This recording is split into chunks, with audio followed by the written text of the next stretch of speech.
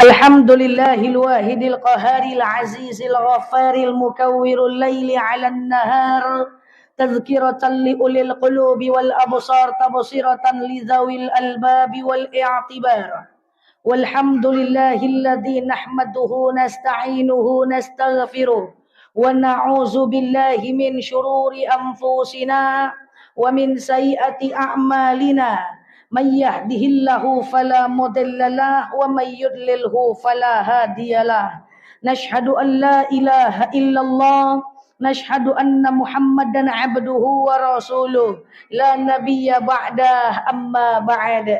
Kama qala Allah ta'ala azza wa jalla fi kitabihil karim, na'udzu billahi minasy syaithanir rajim. Bismillahirrahmanirrahim.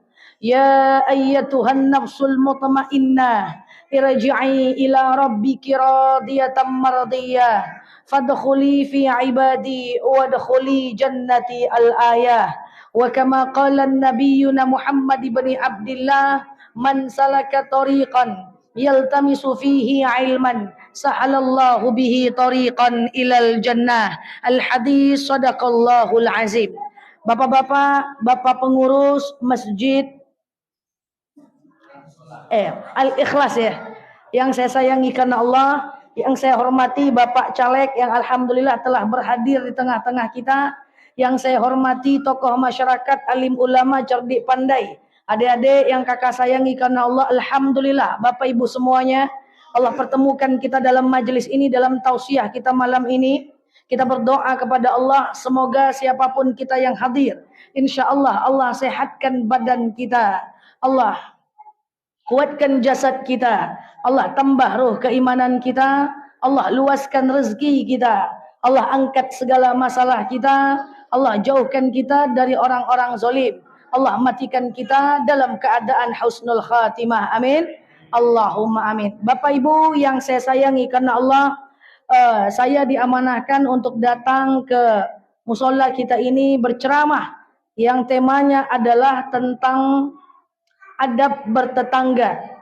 Baik Bapak Ibu yang saya sayangi karena Allah, ayo kita belajar sebentar, diri saya secara pribadi, umumnya kita semuanya, bahwa Rasulullah SAW pernah bersabda, man kana yu'minu billah wal yaumil akhir falyasil rahimahu, atau dalam bahasa lain falyukrim jarah.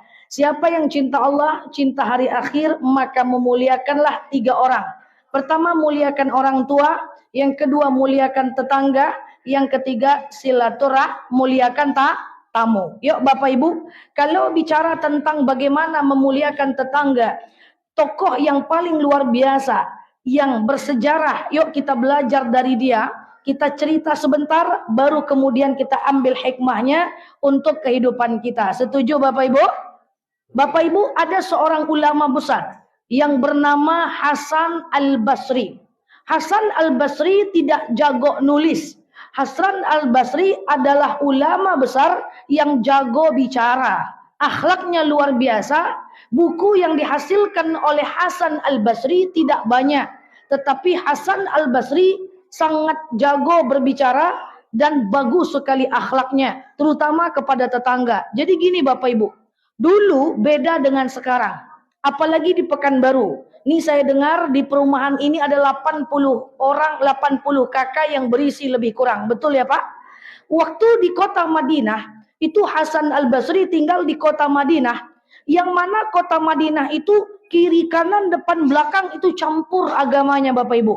Karena Rasulullah hijrah dari Mekah ke Madinah. Waktu itu di Madinah sampai Rasulullah SAW meninggal, sampai pada masa Hasan Al-Basri itu kiri kanan nyampur agama Yahudi, Majusi, Nasrani, termasuk agama Islam. Jadi orang dulu itu biasa bertetangga dengan non-muslim. Suatu ketika Hasan Al-Basri bertetangga dengan orang Nasrani. Jadi Hasan Al-Basri seorang sufi Allah, ulama besar, akhlaknya bagus, dakwahnya bagus, muridnya ribuan, dia bertetangga dengan orang Nasrani. Suatu ketika karena rumahnya sangat kecil, lalu orang Nasrani tadi ingin membuat Madinah itu kan padang pasir Bapak Ibu, nggak sama kayak sekarang. Orang Nasrani tadi Pak, ingin membuat saluran WC, apa bahasa kitanya tuh Pak? Apa namanya itu? Pipa. Pipa saluran WC itu pas tepat di samping kamar Hasan Al-Basri. Jadi ini ada rumah orang Nasrani. Jadi orang Nasrani tadi ingin membuat saluran WC pas tepat di samping kamarnya. Jadi minta izinlah orang Nasrani tadi kepada istri Hasan Al-Basri. Wahai istri Hasan, bolehkah kami membuat saluran WC samping kamar kamu, pipanya doang Bapak Ibu. Lalu istrinya nanya kepada Hasan Al-Basri. Lalu kemudian apa kata Hasan? Silahkan, tafadhol, buatlah saluran WC di samping kamarku. Istrinya protes Pak. Lah kan dia orang Nasrani. Apa kata Rasul? Apa kata Hasan Al-Basri? Baik dengan tetangga, tak peduli agamanya. Apapun agamanya kata Rasulullah, man kana yu'minu billah wal yaumil akhir falyukrim jarah falyasil rahimah. Dibuatlah pipa saluran WC di samping kamar Hasan. Ingat Bapak Ibu, itu di Madinah. Madinah adalah padang pasir tandus. Bahwa waktu pada masa Bani Umayyah, itu Hasan Al-Basri hidup pada masa Bani Umayyah, itu kota baru berkembang. Sehingga itu tangki WC, tang-tang di bawah tanah karena padang pasir cepat penuh, Pak. Akhirnya saluran WC tadi setelah menahun, siang berganti malam, malam berganti pagi, siang berganti malam, akhirnya bocor, Pak. Bocor merembes ke lantainya kamar Hasan Al-Basri. Ditengoklah oleh istrinya. Lalu istrinya ngadu kepada Hasan. Hasan, kayak mana ini suamiku? Ini saluran WC-nya udah merembes di kamar kita. Aku akan bilang sama dia supaya dia membongkar nih pipa saluran WC. Apa kata Hasan? Istriku, Rasul pernah bersabda, man kana yu'minu billah wal yaumil akhir. Kalau kau cinta Allah, cinta hari akhir, muliakan tetangga. Kalau kau tak muliakan tetangga, dipastikan kau tak cinta Allah, tak cinta hari akhir. Terkejut istrinya, diam lagi Pak. Nah, berganti lagi waktu, lama kelamaan merembes. Akhirnya sampailah di mihrabnya Hasan Al-Basri. Tahu mihrab Bapak Ibu? Mihrab pernah dengar? Mihrab itu tempat sholat. Jadi dalam kamar, dalam rumah, ada kamar. Biasanya dalam kamar, orang-orang Arab itu ada mihrab di dalamnya. Sampailah rembesan itu ke mihrabnya Hasan Al-Basri, ke tempat ibadahnya. Lalu istrinya marah lagi. Hasan, suamiku, aku akan cakap kepada tetangga sebelah bahwa dia harus menghentikan pipa ini. Apa kata Hasan? Mihrab bisa dipindah ke ruang tamu. Tapi kalau hati tetangga tersakiti karena ulahku, maka kemanakah mau dipindah surgaku? Diam lagi istrinya Pak. Dipindahnya tempat sholatnya. Tempat sholat pertama sudah ada rembesan kotoran tetangga. Dipindahnya ke ruang tengah Pak. Lama-lama Hasan Al-Basri sakit Bapak Ibu. Sakit, ini tetangga Nasrani, ini tetangga Majusi. Nanti saya ceritakan yang Majusi. Ini ceritanya yang Nasrani Bapak Ibu. Jadi Hasan Al-Basri itu diapit oleh orang Nasrani dan orang Majusi. Jadi di Madinah tuh orang campur-campur. Ini dengan non-muslim Bapak Ibu ya. Dengan non-muslim. Lalu apa kemudian? Hasan Al-Basri sakit. Banyak tetangga Islam yang datang mengunjungi. Di antara yang mengunjungi, saking parahnya nggak keluar-keluar rumah, datanglah orang Nasrani tadi mengunjungi Hasan Al-Basri. Lebih kurang begini ceritanya Bapak Ibu. Diketoknya lah pintu. Hasan dibuka oleh istrinya. Terkejut istrinya. Yang datang adalah tetangga sebelah. Maksudnya sebelah rumah, bukan dia sebelah badan. Enggak ya, tetangga sebelah rumah. Lalu istrinya tidak sempat menyuruh tetangga ini masuk, ketakutan.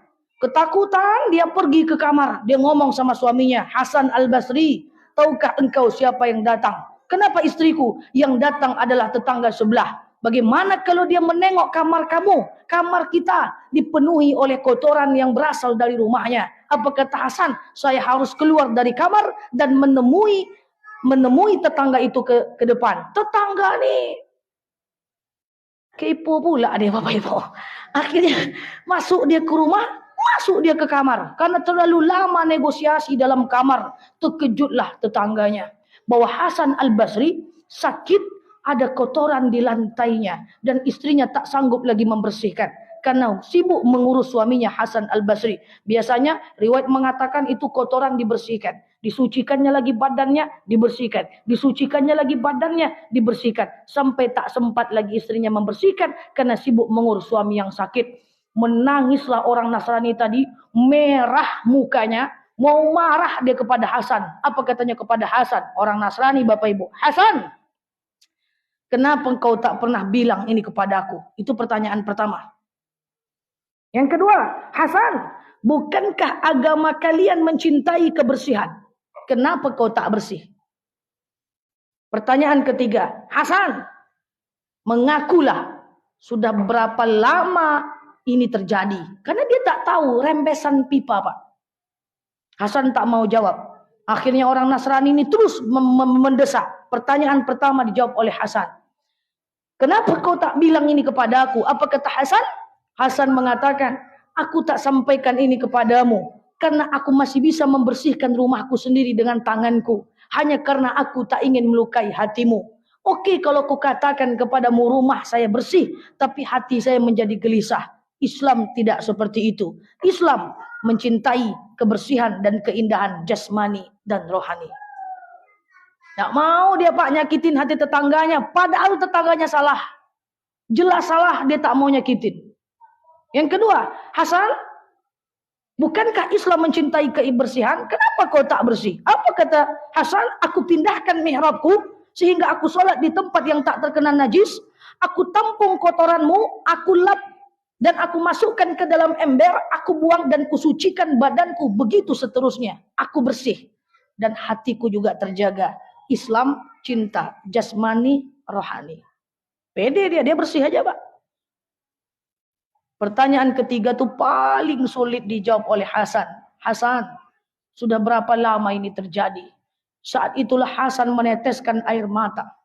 Demi menjaga hati tetangganya, dia teteskan air mata. Tak sanggup dia berkata, kalau bahasa kitanya Pak, tetahan air mata di sini Pak. Dipaksalah oleh tetangganya. Udah berapa lama ini terjadi Hasan? Maka Hasan tak jawab. Istrinya yang jawab Pak.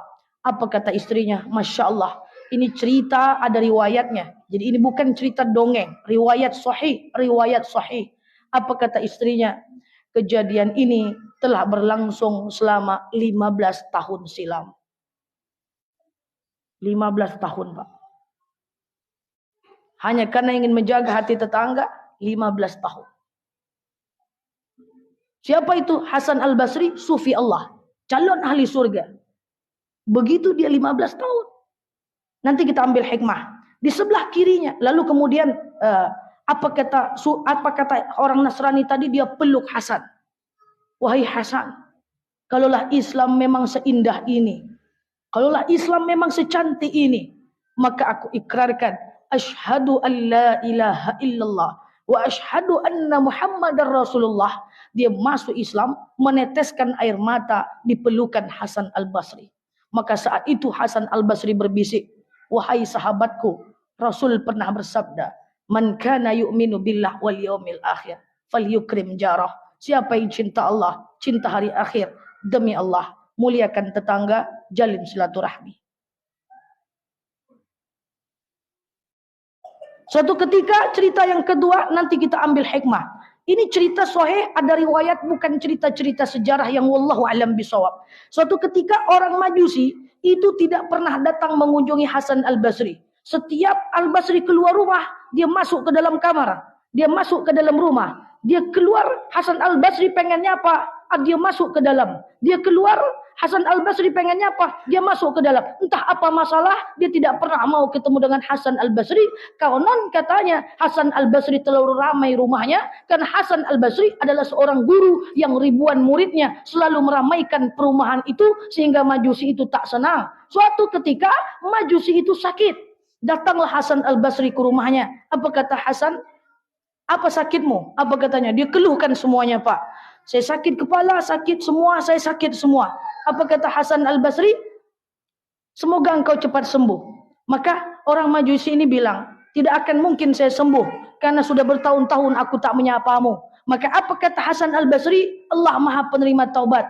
Bukankah engkau tahu bahwa aku sering menyampaikan Islamlah yang paling benar? Kenapa kau tak masuk Islam saja? Sehingga engkau percaya diri bahwa engkau bahkan masuk surga. Apa kata orang Majusi tadi? Aku tidak akan masuk Islam sebelum ada petunjuk. Tak lama setelah itu dia pingsan. Lalu Hasan Al-Basri mengadahkan tangannya. Ya Allah, kalau memang engkau maha baik, berikanlah hidayah kepada orang ini. Berikan hidayah kepada orang ini. Setidaknya dia sudah tahu bahwa dia salah. Tak lama dia bangun dan kemudian dia berkata bahwa hidayah telah muncul kepadaku melalui wasilah doamu kepada Tuhanmu barusan saja.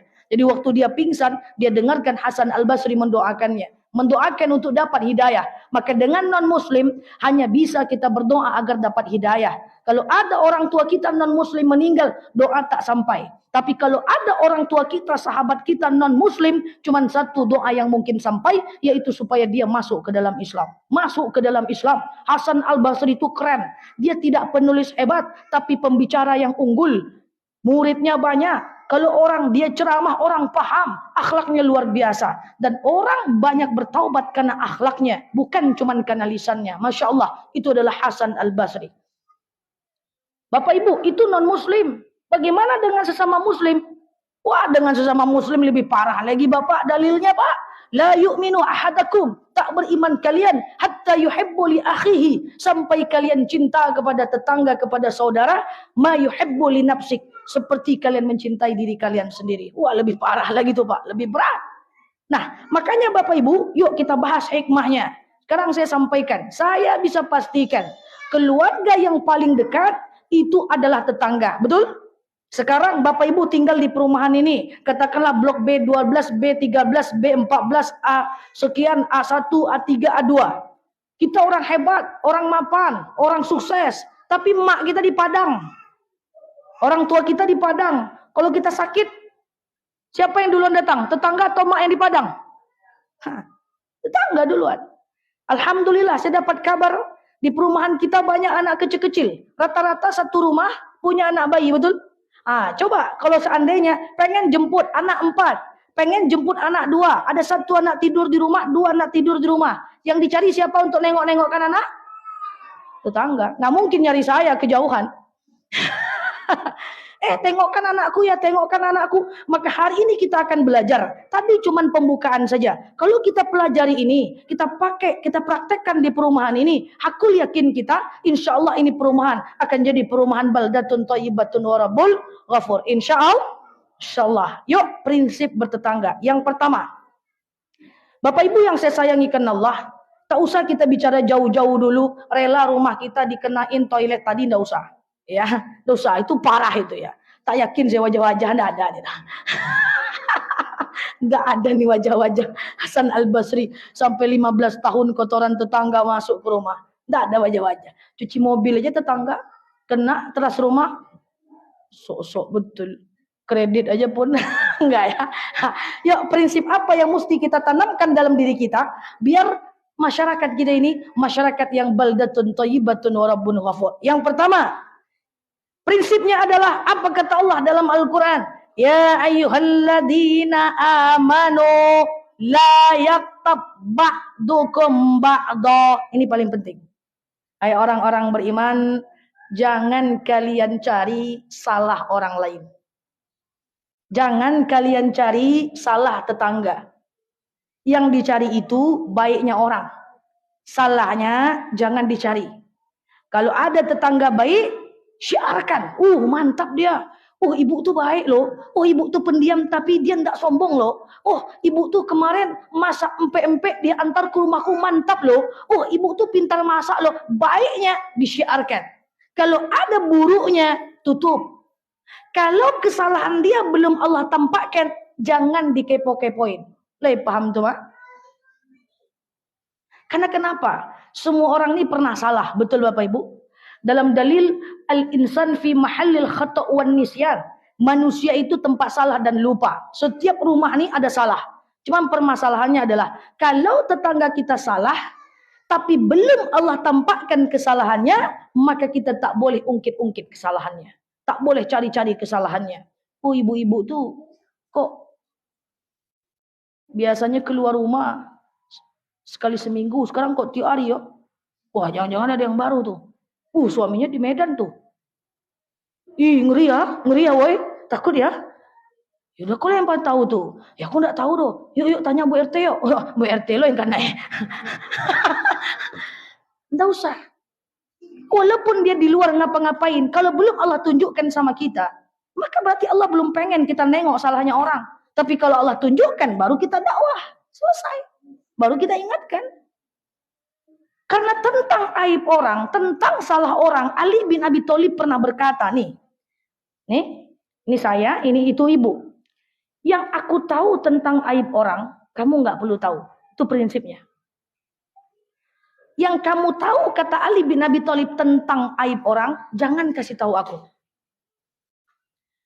Kau dan aku sama-sama tahu, kita diam-diam aja lah kalau kita nggak mampu membantu dia. Kau dan aku nggak tahu, nggak usah nyari-nyari tahu.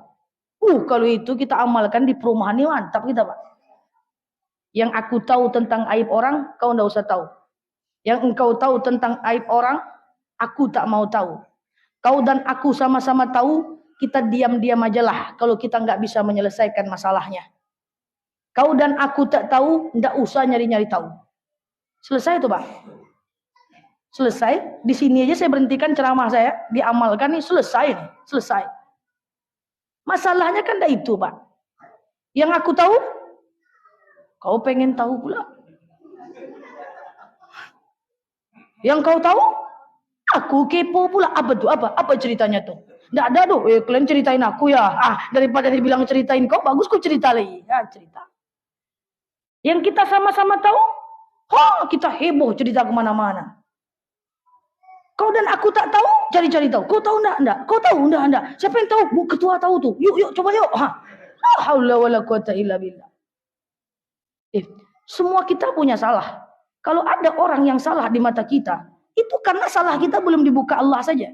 Kalau Allah buka salah kita, kacau kita semua. Ini tak mau berkawan satu persatu nih, Pak. Tak mau kita ketemu di masjid ini kalau Allah buka salah kita semuanya. Cuman Allah Subhanahu wa taala hanya membuka sebagian saja. Salah itu biasa. Yang nggak boleh itu salah 2 kali.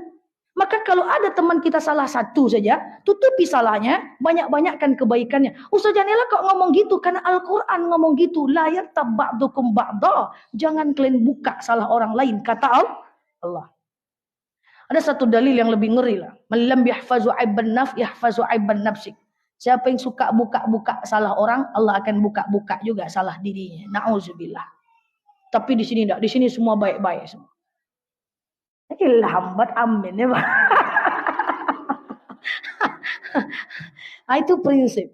Ya, nantilah dulu toilet itu bocor di rumah kita, enggak usah itu dulu. Pokoknya prinsipnya adalah yang paling penting jangan buka-buka salah orang. Karena kenapa? Kalau kita selalu seperti itu, kemarin ada teman saya ngobrol ringan dengan teman saya penasaran, saya cari jurnalnya. Saya cuma ngobrol ringan dengan teman saya. Tapi karena saya kepo, saya ngomong harus pakai data. Cuma ngobrol-ngobrol sama teman, lalu saya cari jurnal tentang itu, Pak. Rupanya saya ketemu jurnal penelitian di Eropa. Ditulis oleh orang-orang di Eropa. Ada 4 dosen yang menulisnya. 4 ilmuwan lah bahasa kitanya. Mereka membuat satu istimbat, satu kesimpulan. Bahwa orang-orang semakin individualis. Nah, ini tak selamanya kita harus ikuti, tapi ini fakta, Pak. Semakin dia individualis, semakin dia itu lebih sukses. Kenapa? Karena dia tak sibuk ngurus cari-cari salah orang. Dia cuma sibuk ngurusin dia dan masa depannya sendiri. Tapi orang-orang yang tidak individualis, orang-orang yang selalu banyak bergaul, kadang-kadang salah kaprah. Dia sibuk nyari salah-salah orang, saat yang sama dia lupa dengan tanggung jawabnya. Maka lebih lama dia mencapai kematangan. Nah, tapi kita tak mau kayak gitu. Kita maunya kita masyarakat sosial dan mencapai kematangan. Dengan cara boleh ceritakan orang, tapi kebaikannya, salahnya tutup. Itulah Islam. Insya Allah. Itu orang Yahudi, orang Nasrani loh. Salah ditutup oleh Hasan Al-Basri. Orang Majusi salah, sabar Hasan Al-Basri. Kalau saya perhatikan, kenapa orang-orang dulu tuh Bang sabar betul dengan orang? Kenapa orang dulu-dulu tuh Pak sabar betul dengan orang? Karena orang dulu itu Mereka selalu berprinsip, nggak ada orang jahat Pak. Yang ada tuh orang belum paham saja. Tidak ada orang jahat, kalau semua orang paham semuanya baik. Saya selalu sampaikan cerita. Umar bin Khattab Pak. Umar bin Khattab itu adalah hamba Allah yang sangat pemarah. Jadi senggol bacok. Sebelum masuk Islam dia pemarah, sudah masuk Islam lebih pemarah lagi. Ketika masuk Islam dia gaya sok pahlawan. Ketika ada orang Arab Badui kencing di masjid, apa katanya? Saya penggal kepalanya. Jangan Umar, kata Rasulullah. Itu orang bukan jahat, itu orang cuman belum paham. Ketika ada orang Arab Badui kencing di tangan Rasulullah anak bayi, apa kata Umar? Saya penggal kepalanya. Jangan Umar, dia cuman orang belum paham. Jadi Umar tuh Pak, sikit-sikit penggal. Kalau ada bapak-bapak sikit-sikit penggal, Umar bin Khattab lah tuh Pak. Apa kata Rasulullah? Jangan Umar, itu orang cuman belum paham. Coba kalau ada orang yang zalim sama kita tak nganggap dia salah. Dia cuma nggak ngerti aja. Ada orang zalim sama kita bilang apa? Alah, dia bukan jahat. Dia cuma belum tahu aja siapa aku. Selesai nggak Pak? Selesai nggak? Selesai. Dia bukan jahat. Dia cuma belum tahu aja siapa kita. Selesai urusan. Berhenti saya di sini. Amalkan ini aman perumahan.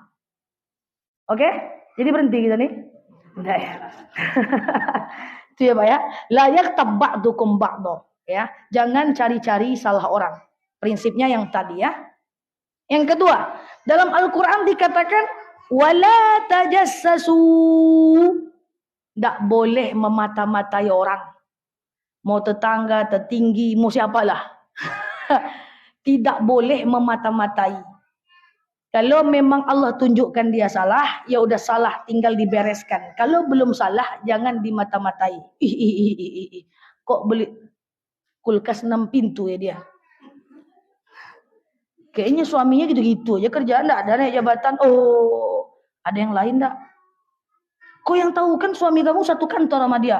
Iya sih, tapi enggak kenal kali. Tuh tanya sama bapak tuh, ada bonus enggak? Ada sih, tapi enggak bisa beli kulkas 6 pintu. Kenapa ya? Cari tahu lah weh. Pakailah dalil yang salah. Kata Ustazah Nela, kalau ada yang salah ubah. Cari-cari tahu salah orang. Tuh. Itu enggak boleh. Yang belum Allah tunjukkan jangan memata-matai, berdosa. Termasuk suami istri. Saya larikan sedikit.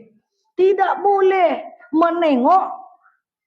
Nanti baper pula kalau saya bilang. Tapi saya bilang aja lah ya. Tak boleh memata-matai tajassus. Handphone suami pergi dia ke kamar mandi. Kunci dulu dari luar sedikit. Tengok handphonenya, tengok apanya. Itu enggak boleh. Kalau tengok dia tahu nggak apa-apa. Bang, tengok handphone bang, itu nggak apa-apa. Bedanya dengan memata-matai adalah menengok saat dia enggak ada. Beda ya. Paham ya? Kok nggak terima nampaknya? Handphone istri, pergi istri kamar mandi pura-pura kunci loh. Kok lama kali? Itu kunci lama kali.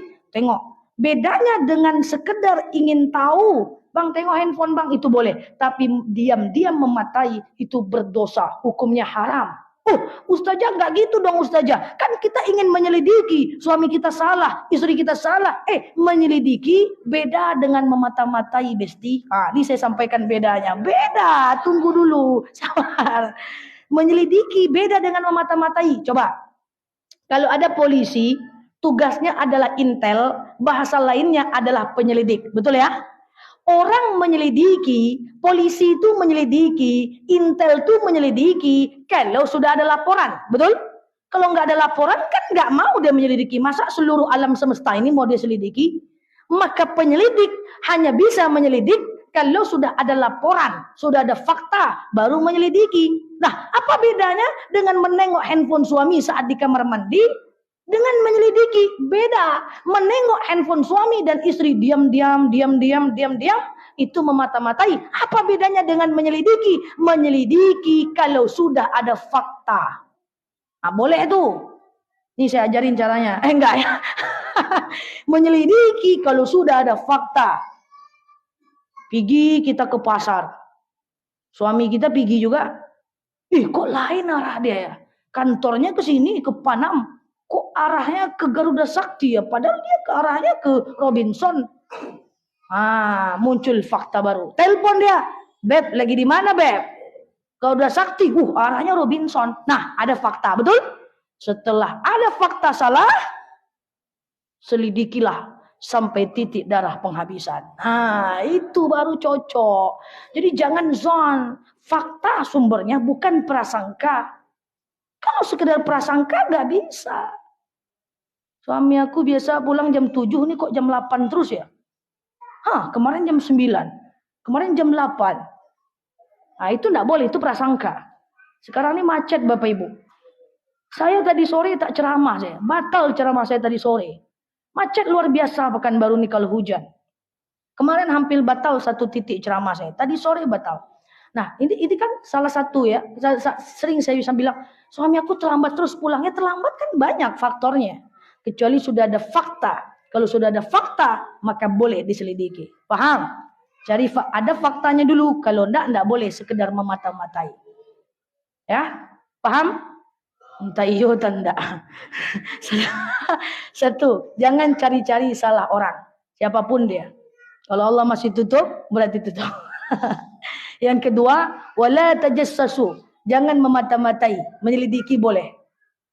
Tapi ini tidak ada wajah-wajah yang patut diselidiki. Ini baik-baik semua bapak-bapak ya. Tapi ragu saya sedikit. Yang ketiga, Bapak Ibu yang saya sayangi karena Allah.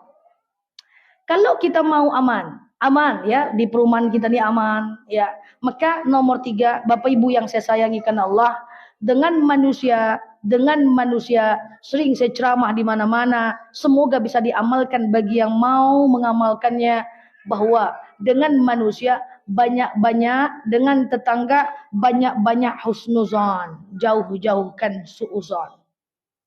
Baik sangka, jauh-jauhkan buruk sangka. Buruk sangka hanya akan membuat energi kita drop, energi kita habis, kita jadi orang yang buruk. Semua tergantung kacamata kita memandangnya. Bahwa sesuatu yang buruk tetap buruk bagi orang yang suuzon, tetapi sesuatu yang baik juga tetap buruk bagi orang yang suuzon. Semua tergantung cara pandang kita dan cara kita memandangnya. Saya sering cerita fakta yang sama. Karena cerita fakta yang sama, karena itulah fakta yang saya temukan. Ibu-ibu yang saya sayangi karena Allah. Coba dijawab Bapak Ibu, salah nggak apa-apa.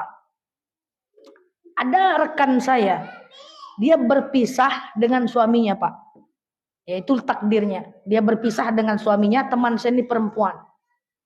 Habis masa idahnya bulan kelima. Masa idah wanita yang pisah berapa lama? Kan 3 bulan kan?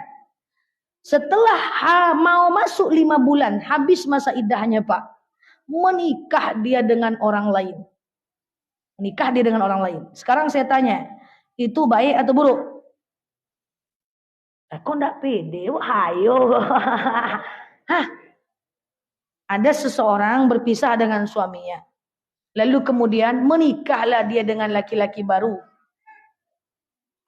Cuman 5 bulan dia langsung nikah. Baik atau buruk? Baik kan? Dia dapat jodoh baru kan baik. Itu takdirnya daripada dia berzina, betul? Saya ceritakanlah sama orang. Oh alhamdulillah, teman kita yang itu dapat jodoh baru. Masya Allah. Semangat kita bercerita. Karena bagi kita baik. Tapi saya salah alamat bercerita. Dengan orang yang selalu suuzon. Apa katanya Pak? Centil tuh mah. Masa belum lagi apa-apa udah nikah. Dah iyo tuh doh. Bayangkan tuh Pak. Udah baik. Tetap buruk bagi dia. Nah itulah orang tak baik Pak. Baik pun Pak. Buruk di mata dia Pak. Orang-orang kayak gini jangan didekati. Kalau enggak kacau kita Pak. Kita itu menular Pak. Suuzon itu menular. Saya punya teman remaja masjid. Waktu dia jadi remaja, nakalnya luar biasa Pak. Sendal kita disembunyikannya 3 hari 3 malam. Dan memang nakal betul teman saya itu. Pergi saya jadi remaja masjid, hilang sendal saya. Besok saya beli 3 hari, Nel nih sendal kamu. Memang nakal, degil betul. Tahu-tahu Pak, rupanya dia kuliah di UIN. Dapat beasiswa S2 ke Maroko. Lalu pulang dia jadi dosen dia di UIN Pak. Itu tuh senang saya Pak. Wih teman kita yang bandel sejagat raya itu. Akhirnya sekarang jadi dosen loh. Kuliah S2 beasiswa loh di Maroko. Kata saya dengan semangat Pak. Saya spill kebaikannya. Apa kata teman saya yang negatif yang suuzon? Anta iyo tanda tuh. Pakai orang dalam tuh nyawa. Jelek aja Pak. Kalau kacamatanya udah jelek. Jadi semua tergantung cara kita memandang. Maka dengan manusia banyak-banyak husnuzan, jauh-jauhkan suuzan. Di sini pasar dekat Bapak Ibu. Pasar dekat ya, dekat. Nanti kalau ketemu kawan di pasar, Bapak Ibu sapa dia. Bu, enggak nyaut dia. Bu, enggak nyaut dia. Bu, enggak nyaut dia. Udahlah, baik sangka aja lah. Jangan-jangan dia sedang hitung duit masuk, duit keluar. Karena berbaik sangka itu akan membuat kita jauh lebih tenang. Dan aman tetangga kita ini kalau kita selalu berbaik sangka dengan orang lain. Insya Allah. Yang pertama tadi, la yaghtab ba'dukum ba'da. Jangan cari-cari salah orang. Yang kedua, jangan memata-matai. Kecuali sudah ada fakta. Boleh menyelidiki sampai titik darah penghabisan. Yang ketiga, dengan tetangga banyak-banyak husnuzan, jauh-jauhkan suuzan. Nah, yang keempat, Bapak Ibu yang saya sayangi karena Allah, bahwa tetangga dianjurkan, disunnahkan. Terakhir yang keempat, kita tidak usah panjang-panjang Bapak Ibu. Panjang ditanyalah sama anak di rumah tadi, apa ceramah ustazah? Tidak aja ledo, yang penting biru mukenanya, itu belah nanti kan. Tidak usah panjang-panjang lagi. Udah selesai kan ini amal kan aman kita tuh. Terakhir yang keempat, Bapak Ibu, kata Rasulullah SAW bahwa dengan tetangga kita lebih banyak berbagi. Coba Bapak Ibu jawab. Zakat diutamakan kepada 8 asnaf yang berhak menerima. Fakir miskin, fakir tidak bekerja, miskin bekerja nggak cukup uangnya. Ada orang miskin di Rumbai, ada orang miskin dekat tetangga kita. Mana lebih baik? Tetangga, dawil kurba, orang-orang dekat. Sedekah, kita punya sedekah subuh, sedekah fajar, sedekah. Ada orang miskin di Padang, ada orang miskin di perumahan Geraha ya. Ada orang miskin di begitulah di Padang. Ada orang miskin dekat kita. Mana dekat? Lebih dekat tetangga. Makanya dalam dalil dawil kurba, utamakan tetangga. Maka dianggap buruk sebuah perumahan jika masih ada orang susah yang tak terurus oleh orang itu. Makanya Masya Allah Tabarakallah, ini kita ada masjid. Maka nanti bisa banyak program-program untuk pengurus, entah untuk anak yatim, entah untuk beasiswa, macam-macam. Kita hidupkan masjid. Kenapa? Masyarakat kita, perumahan kita harus sejahtera, peduli sesama. Ada yang susah kita bantu, ada yang sakit kita bantu. Tetangga, tak usah pikir-pikir jauh dulu. Tetangga. Karena itu dalil. Nah, Bapak Ibu yang saya sayangi karena Allah, yang berbahayanya adalah dengan tetangga sikut-menyikut, di luar baiknya luar biasa. Ada macam ini, Pak. Di tetangga dia sikut-menyikut, di luar baiknya luar biasa. Bapak Ibu, tak boleh ribut-ribut dengan tetangga lebih dari 3 hari. Jangan ribut-ribut dengan tetangga lebih dari Senin Kamis. Tak boleh bermusuhan melewati Senin Kamis. Kenapa? Nih, suatu ketika Rasul ditanya oleh sahabat, Rasul, kenapa engkau rajin puasa Senin Kamis? Apa kata Rasul? Di hari Senin dan Kamis, malaikat akan membawa catatan kebaikanku ke langit, dan aku pengen saat dibawa catatan amal kebaikanku, aku sedang berpuasa. Loh, jadi semua amal kebaikan kita dibawa ke langit di hari Senin dan Kamis. Betul kata Rasul, kecuali orang yang bermusuhan.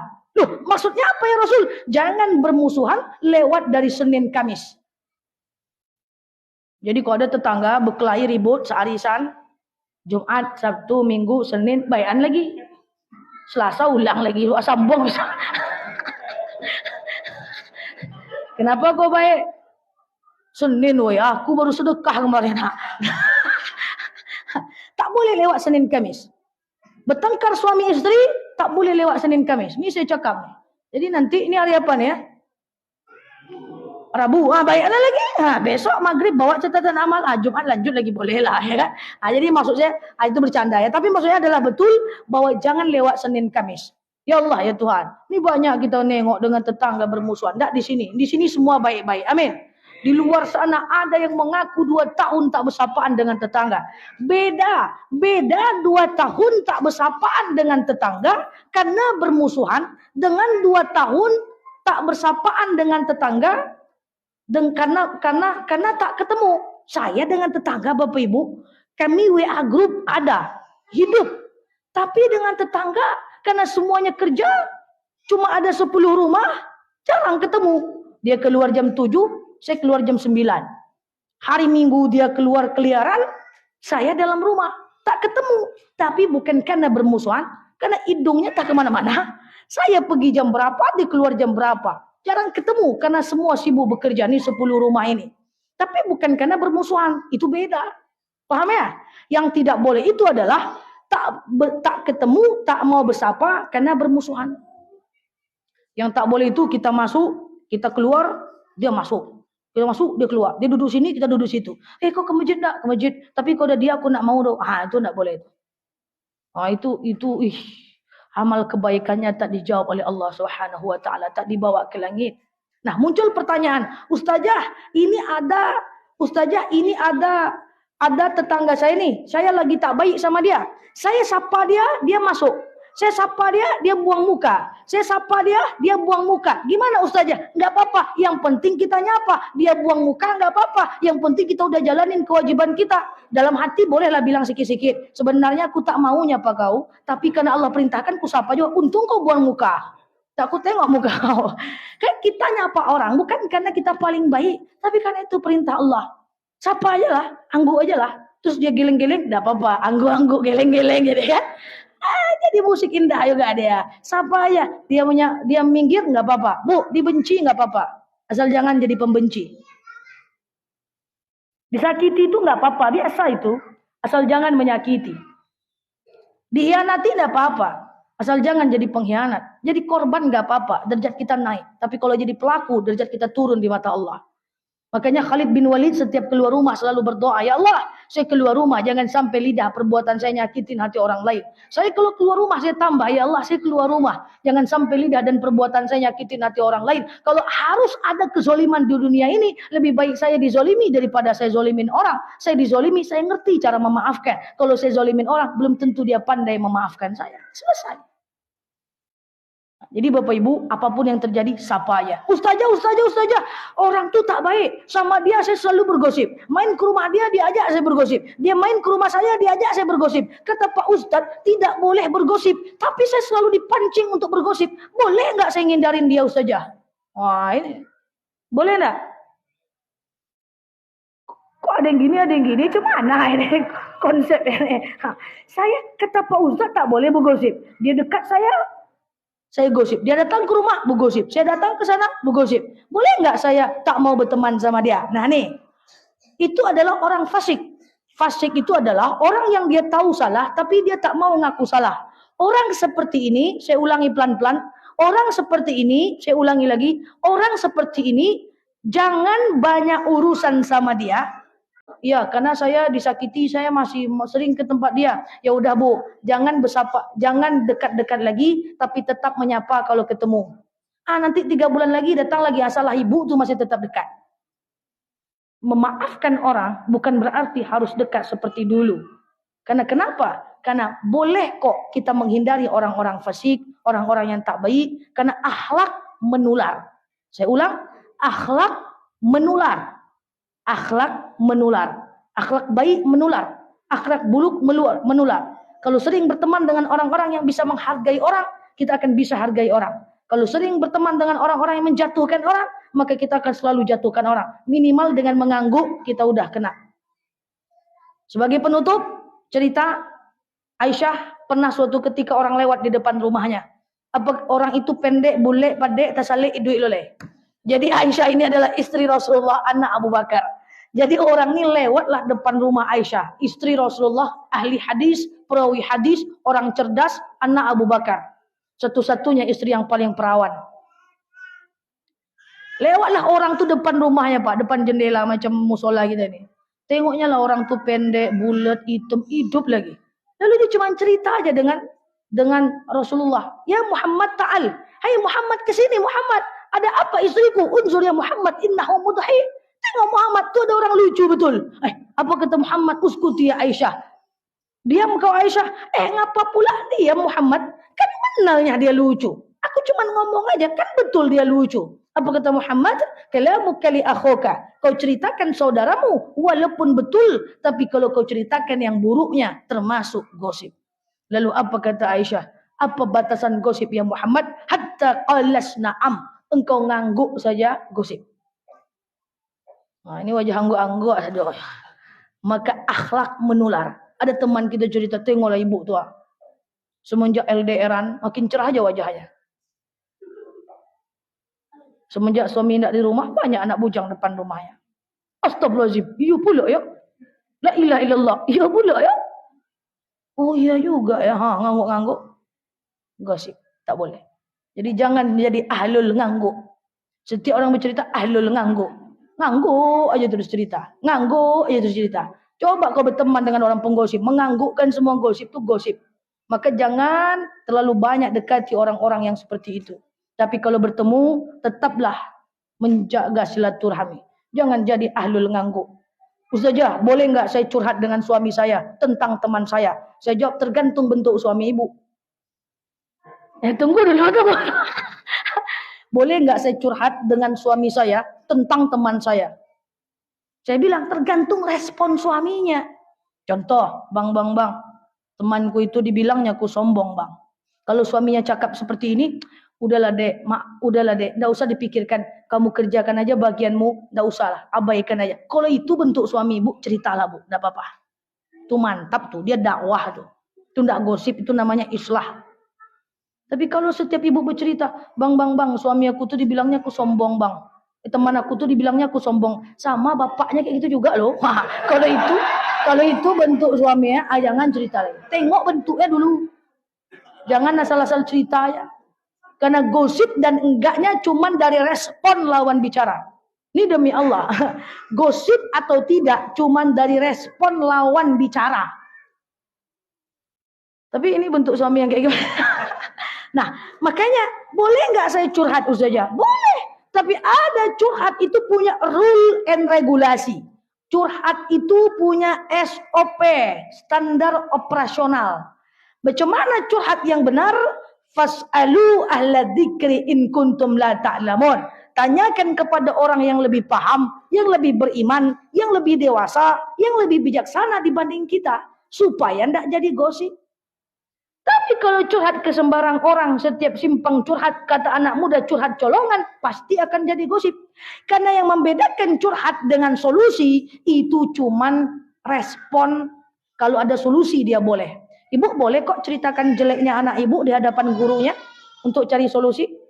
Bapak boleh kok ceritakan aib istri bapak di hadapan orang tua untuk cari solusi. Boleh kok ceritakan anak di hadapan psikolognya. Anak sini pelawan, kasar. Boleh untuk cari solusi. Tapi kalau sekedar mengangguk-ngangguk aja, tidak bisa. Ya, jadi akhlak menular. Jangan terlalu banyak berkawan dengan orang-orang yang setiap kita dekat dengan dia, kita selalu menganggukkan yang tak betul. Yang boleh itu menganggukkan Ustazah Nila, itu baru cocok. Dia tadi angguk-angguk tadi. Semoga bermanfaat ya. Nah, 4 tadi apa tadi yang pertama? Lupa saya. Pertama, jangan cari-cari salah kawan, tetangga. Kedua, jangan memata-matai. 3, banyak-banyak husnuzan. Ya, jauh-jauhkan suuzan. Kemudian terakhir yang keempat, kita upayakan kita bisa menjadi hamba Allah yang punya akhlak yang baik, punya tutur kata yang baik, sehingga punya lingkungan yang baik, sehingga kita bisa menularkan yang baik-baik, karena akhlak menular. Demikian dari saya, wallahu a'lam bishawab. Daripada panjang-panjang betul, kita cukupkan saja Pak. Mohon maaf lahir dan batin. Saya berharap semoga masyarakat di perumahan kita ini menjadi masyarakat yang baldatun thayyibatun warabbul ghafur insyaallah. Demikian dari saya, wallahu a'lam bishawab. Usiku wa nafsi bittaqullah. Wallahul muwaffiq ila aqwamit thoriq. Assalamualaikum warahmatullahi wabarakatuh.